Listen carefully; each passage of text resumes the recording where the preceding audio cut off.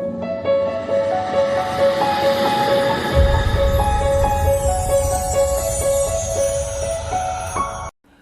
दोस्तों, मेरा नाम है करण राजपूत और आज का हमारा टॉपिक है घुटनों के आपस में टकराने के लक्षण, कारण तथा सुधारात्मक उपाय के बारे में बात करेंगे। इंग्लिश में इस बीमारी को हम नॉक नीक से भी जानते हैं। और चलिए तो इस टॉपिक को बिना किसी देरी को स्टार्ट करते हैं दोस्तों। और दोस्तों, अगर आप हमारे चैनल पर नए हैं तो प्लीज हमारे चैनल को सब्सक्राइब करिएगा। हम इसी तरह के एजुकेशन वीडियो लाते रहते हैं। तो चलिए वीडियो को करते हैं स्टार्ट। तो चलिए पहले हम बात करेंगे लक्षणों की। तो पहला, खड़े रहने की स्थिति में दोनों घुटने आपस में स्पर्श करने लगते हैं या छूने लगते हैं, टकराते हैं।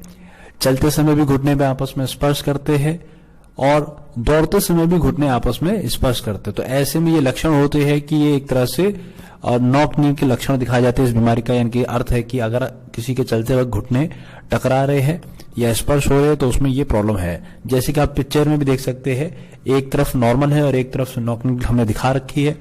तो ये जो रेड कलर का सर्कल है, ये इस तरह की प्रॉब्लम होती है कई बच्चों में भी और बड़ों में भी, जैसे कि आप देख पाएंगे। तो चलिए इसके आगे हम और बात करते हैं। और अब सवाल ये उठता है कि इसके कारण क्या है, इस बीमारी के होने के कारण क्या। तो पहला तो है वो मोटापा।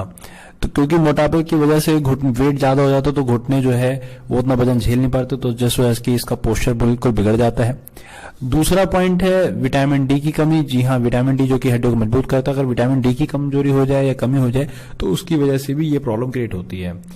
और जो थर्ड है वो भी लगभग सेकंड पॉइंट से ही रिलेटेड है, रैकेट्स नामक रोग, जो कि बेसिकली विटामिन डी की कमी से ही होता है और उसमें भी इस तरह से हड्डियां जो है कमजोर होती है और ये प्रॉब्लम होती है।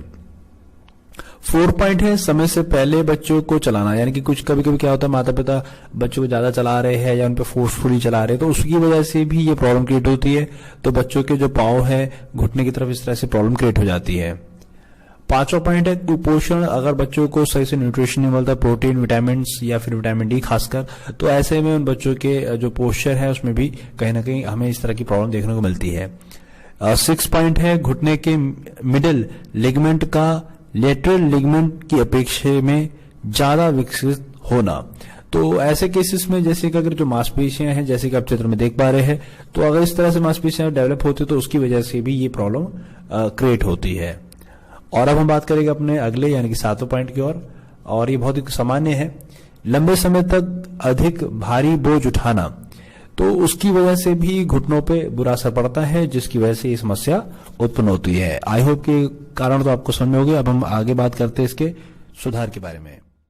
तो चलिए अब हम इसके सुधारात्मक यानी कि इम्प्रूवमेंट उपाय क्या क्या हो सकते हैं इस बीमारी से, इस बीमारी को कैसे दूर किया जा सकता है। तो पहला पॉइंट है इसकी घोड़सवारी करना। तो घोड़सवारी में क्या होता है कि जो पोस्चर है वो एक उसको इम्प्रूव करने में सहायता करता है। इसी प्रकार से सेकंड पॉइंट है फुटबॉल खेलने में साइड किक करना। तो उससे भी करने से जो ये घुटने का पोस्चर है वो इम्प्रूव होता है। इसके बाद है थर्ड, जो कि पद्मासन है, योग का एक एक्सरसाइज है। अगर आप इस तरह के योग करते हैं तो आपके पोस्चर में सुधार होगा और इस तरह की समस्या कम होगी। इसके साथ साथ फोर्थ पॉइंट है दोनों घुटनों के बीच तकिया लगाकर खड़े होना या लेटने से भी इसमें इंप्रूवमेंट आती है, सुधार होता है। और इसी प्रकार से वॉकिंग कैलिपर्स का इस्तेमाल करना। ये कुछ इस प्रकार के आप इंस्ट्रूमेंट होते हैं जो कि आप पहने और पहन के चले, जो उसका पोस्चर सही नहीं है वो उस प्रकार से सही हो जाता है। तो ये एक आप इसका देख सकते हैं। इसी प्रकार छठा पॉइंट है घुटनों के नीचे तौलिया रखकर पैर सीधा करके तकिया को घुटनों से नीचे की ओर दबाना। ये कुछ इस प्रकार से है कि जैसे आप ये पहले पिक्चर में देख पा रहे हैं, तो घुटनों को मतलब जो है तौलिया को दबा रखा है इस प्रकार से, फिर तकिए को उठाकर इस तरह की एक्सरसाइज करने से भी इसमें इंप्रूवमेंट होती है। और अब हमारा सातवां पॉइंट है यानी लास्ट, जो कि पैरों को सीधा कर उसे उठाना, जैसे कि एक्सरसाइज होती है। तो इस तरह की जो एक्सरसाइज या इस तरह की जो एक्टिविटी करने से भी इस बीमारी से यानी कि नॉक नीक से या जो घुटने टकराते हैं उसमें काफी हद तक सुधार होने की गुंजाइश होती है। आई होप कि आपको वीडियो अच्छा लगा हो और इसके बारे में जानकारी आपको पसंद आई हो तो प्लीज लाइक और शेयर जरूर करिएगा और हमारे चैनल को सब्सक्राइब जरूर करना ना भूलिएगा और इसी तरह से अपना प्यार देते रहिएगा। धन्यवाद।